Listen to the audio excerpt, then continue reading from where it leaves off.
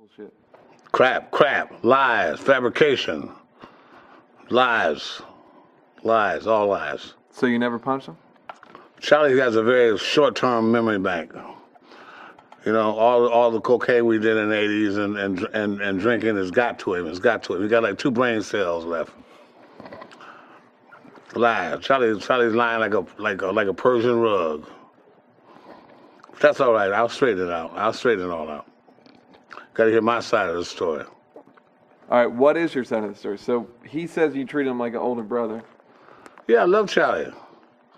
I always have loved Charlie. I still love Charlie. Sometimes, like an older brother, you got to go upside their head, you know. I had to go upside his head a couple times. You know, Charlie came out of the Navy, and, you know, he was young coming out of the Navy. His brother was doing pretty good in movies and stuff. But, you know, he's hanging out with the big dogs, you know. Charlie didn't know he was doing crazy things, and I had to straighten him out. Sometimes I had to go upside his head. Sometimes I put him aside and talk to him. You know, he's up in Hollywood, you know, running around in Hollywood with all the movie stars and the rock and roll stars, and sometimes he needed a smack. And I had to give him a smack every now and then. But all this stuff I'm reading is like he's giving me karate chops and all this stuff. He didn't even know nothing about karate in them days. Kicking me and smacking me, and I'm crying like a bitch and all this kind of stuff.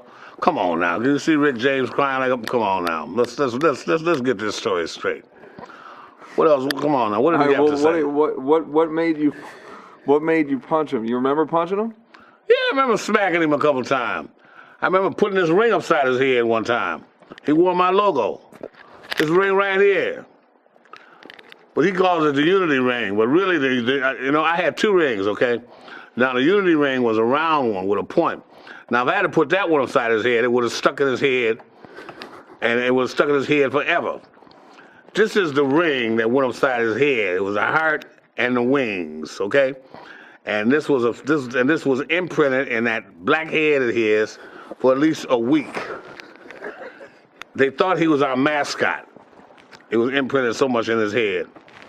Because he goes, Rick James. He used to do stuff like, he used to throw Prince at me all the time. Like, he used to say things like, Rick, what if Prince walked up to you right now and said, I'm gonna beat your ass. I said, Charlie, what are you talking about? No, just say Prince walked up to you and smacked you across your face. What would you do? And I said, the same thing I'd do if you do it, smack you across your face. So he said, no, you're crazy, now you're talking out of line. And I'd give him a smack. And that'd be that. What, you gonna smack me back? I'm Rick James, he's Charlie Murphy.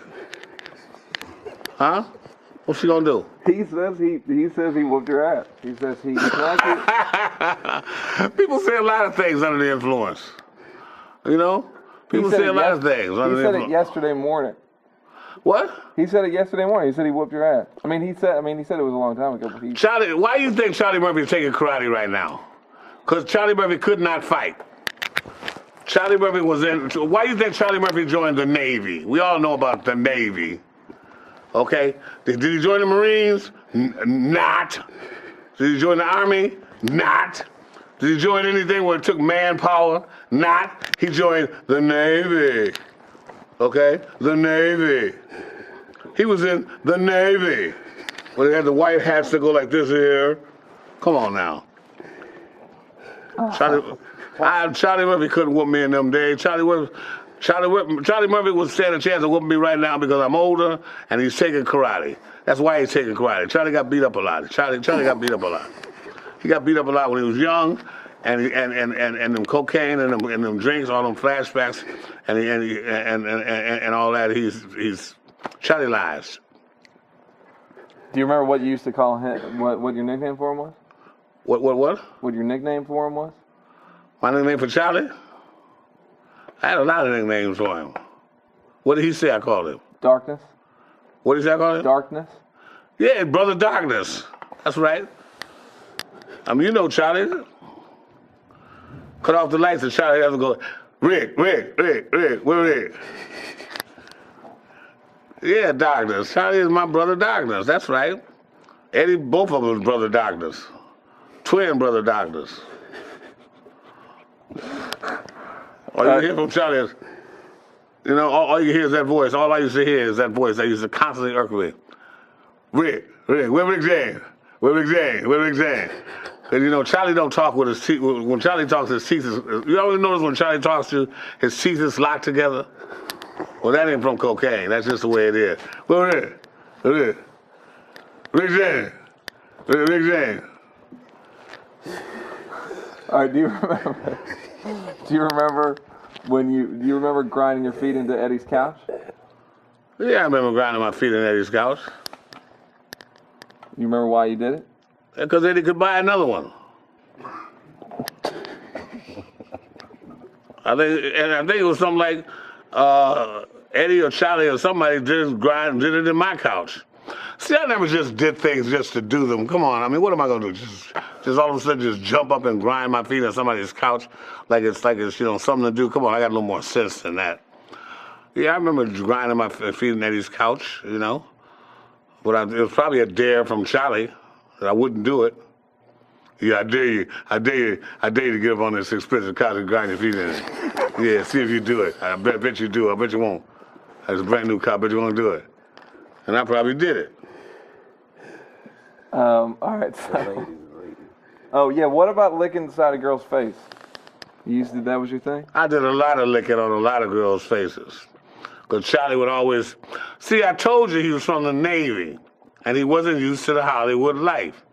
Now, in Hollywood, we did that sort of thing. You know, we French kissed girls in clubs. We licked on girls' faces. We grabbed girls' butts, and they liked it. Charlie was afraid to do any of that. He's talking about, Rick, let me see you grab that girl. Let me see you grab that girl by the butt. Let me see you do that. Let me see you grab that girl by the butt. I said, okay. I grab her by the butt, and the girl would like it. And then say, let me see you lick that girl's face. But the girl would be somebody, I would always pick out somebody I knew, so that would freak him out. And then he would go, damn, Rick could grab a girl by the face and lick it. He said, Rick is a man. Meanwhile, it would be somebody I knew, so I would fool his ass. And if he was picking up a girl, what would you say? How does Rick James pick up a girl in the 80s? How did I pick up girls in the 80s? Yeah. I didn't have to say much. I just had to walk up to her and say, yo, you know, let's do something. What you want to do? What's your name? What's your name ranking? What's your serial number? What you want to do? Charlie had to go through this whole thing. Can I buy you a drink? What sign are you? And he don't know nothing about astrology. You know, what sign are you? We have an after party after the thing. This is my friend Cognac. This is my friend Larry. This is my friend Rick James. We're going over Rick James' house. That's how Charlie picked up girls after the drink. We're going over Rick's house after the club. You want to come? Charlie used my name to pick up girls. Charlie used, you know, that's what Charlie. I love Charlie to death, but Charlie just had, Charlie gained recognition. Boy, I can tell you some stories about Charlie Murphy now. I should tell him, but I'm gonna let him off. I'm gonna let him off easy. See, I'm not gonna do Charlie like he did me. All this bitch smacking me and me crying. I heard him tell a story that he came to a China club one time and I was behind the bar. Now this is true. I was waiting behind the China club because the China club was like my club too, you know. I could kind of do what I wanted there because I would jam there. And me and the owner, Danny Freed, were very close. So I'm behind the bar and I'm serving drinks and Charlie bends over. I call, I said, Charlie, come here. Back to the shit. He came over. Now, Charlie tells her, like, after I did that, then he tells me to come over and he smacked me and tears start coming out my eyes. Now, that is absurd. What? I'm gonna cry. Now, he may have smacked me, but wasn't no tears coming out of my, because it was probably one of them Prince smacks like.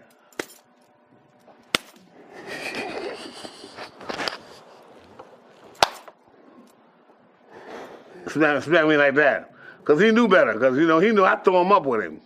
See, we used to throw him up a lot. You know how like when you meet a brother and y'all say, like, what's happening? So what's happening? You know, what's happening, man? And you know, one guy punches the other, next guy punches the other. Next thing, I'm throwing them up and you know, seeing who's the fastest or who's the quickest. I used to throw them up with Charlie that way, but I was quick. Ask Charlie, he'll tell you I was quick. Unless he's gonna lie about that too. He probably gonna lie about that too. So you're saying he never whooped your ass, he never karate kicked you? Charlie Charlie whooped my ass in his dreams. I told you, Charlie had delusions of grandeur in his head. I'm telling you what's happening. Why Charlie taking karate right now. My son is taking karate, okay? He's 11. This is like a late in the years for somebody to be taking karate, don't you think? My son is taking karate so that he don't get his ass whooped when he gets to be Charlie's age. Charlie is taking karate because he got his ass whooped enough when he was young. Think about it. Think about the ideology behind the whole thing. Don't you think Charlie's a little old to be taking karate? He probably taking it with the little kids. You probably got little kids doing katas. Kick, throw punches, and dojos. Did he ever tell you the story how he gave me a kick? Yeah, he said he kicked you in the hotel room. I smacked him once, right? I gave him a smack. Another time he got a smack. This is Eddie's brother. I got to look out for him, you know, because Eddie's my man. Eddie been out here. Eddie's out there, and I'm out there, you know, and we hanging out. Charlie gets out of the Navy. Charlie was out on leave. Charlie gets out, but Charlie's hanging out with us. And I had to give him a smack. I don't know, I gave him a smack about something. We was throwing him up, he got another smack. And way he tells it, like he gave me this karate kick. Yeah, he gave me a kick all right. It was like this. He gave me a kick like, he came running across the room and said,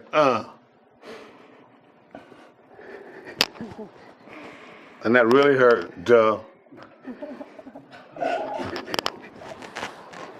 He'll tell it like he gave me some kind of Bruce Lee cross kick or something, you know, like, yeah. Charlie whooped my ass. Oh. That imprint is probably still on his head from this ring. That's why I wore this ring. I wanted him to have memories of it. Because every time he looks at this ring, he remembers that imprint that stayed on his ass for a week. Can you imagine walking around with a heart and wings on your forehead? Can you imagine that? Think about it. Not a pleasant thought. And then how did you get that heart and wings? Rick James whooped my ass and gave it to him. All right, so what were you saying about Charlie and Prince? There's this story that goes around Hollywood to this day about this basketball game that went down by this little short androgynous skirt, high heel, fishnet stock going, wannabe man type human being, and Charlie and them playing in basketball. You know, I don't even want to mention his name and give me no credit, right? He calls himself matter of fact, he don't change his name. He don't even have a name, so it don't even make no difference. He got some kind of sign. You know? Anyway, Charlie done played him some basketball. This I'm just showing you where Charlie and them is at. I'm showing you all this masculinity that beat Rick up. Okay? All this masculinity we talking about. Now he played this little thing who ain't 4'9", some basketball. They challenged each other. It was like the shirts versus the blouses, Charlie called it. Do you know that this little thing beat Charlie and them in high heel stilettos? Can you imagine? And then when it made pancakes for him. I wouldn't even tell nobody that. I wouldn't even tell nobody. And Charlie was talking about, we played physical basketball, and he went and beat us. And we called it, he said he was whipping all over the court. We couldn't stop him. He's like Alvin Iverson. Alvin Iverson, my ass. I would have tripped that little sucker up so bad, that little, shit. He would have made it to the hoop. he would have played another gig, I would have broke him up. So I would have broke him off something so hard. But that's what I'm talking about. That's Macho Charlie for you. He probably slam dunked on Charlie in his face. 4'9". How could you imagine a 4'9" beating a 6'1" brother?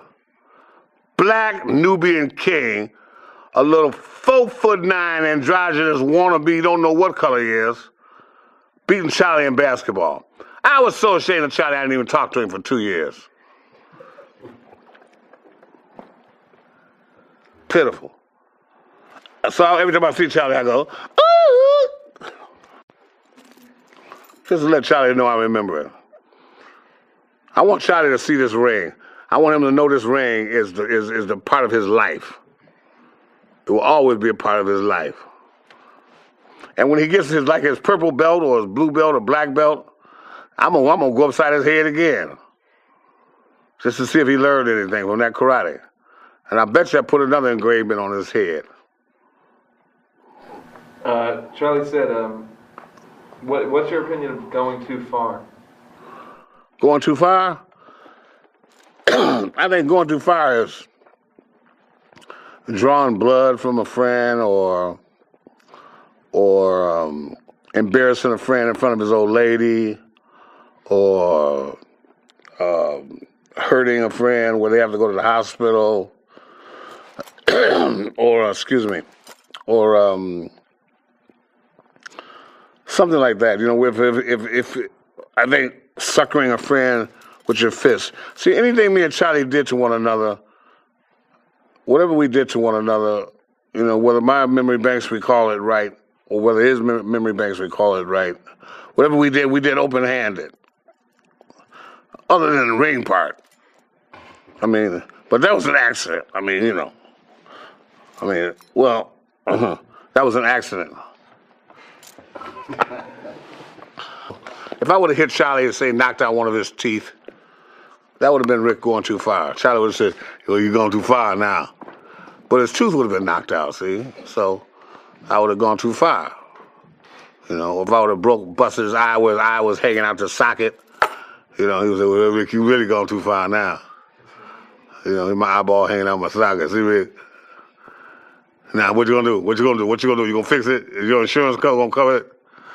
He'd come with some old crap like that. That's gone too far, man. He said back in the day, he used to have ladies do whatever you want. He see in the hotels where you had like as many girls you want, and they do whatever you want. Well, what was he doing? Twiddling his thumbs? Charlie had a reputation. Charlie was told by some people about women not to even go to leave, for Charlie to leave him alone. This is so long ago though, and we used to keep them for like weeks, and we would keep them for as long as we wanted, and have our wicked way with them.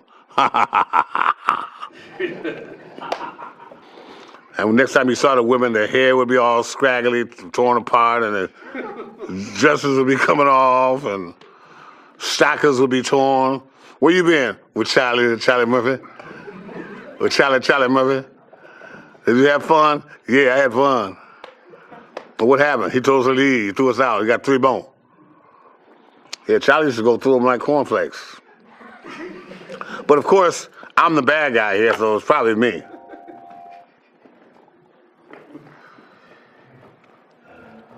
Charlie will tell a lie. Don't think he's like, you know, he's like the angel. Don't think, you know, what he say is gospel. Because when it comes to me, he gonna tell a lie. I'm just gonna try to keep it real, you know, like my songs. I'm gonna try to keep it real.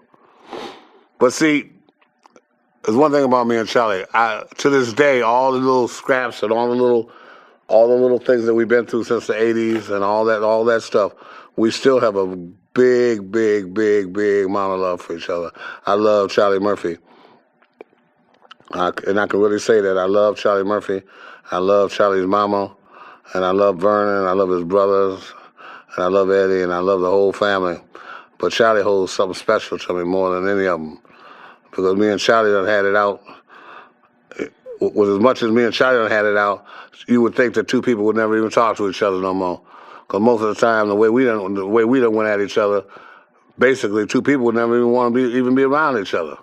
But we'd have it out, smack each other upside the head, smack each other in the face, punch each other in the chest, kick each other.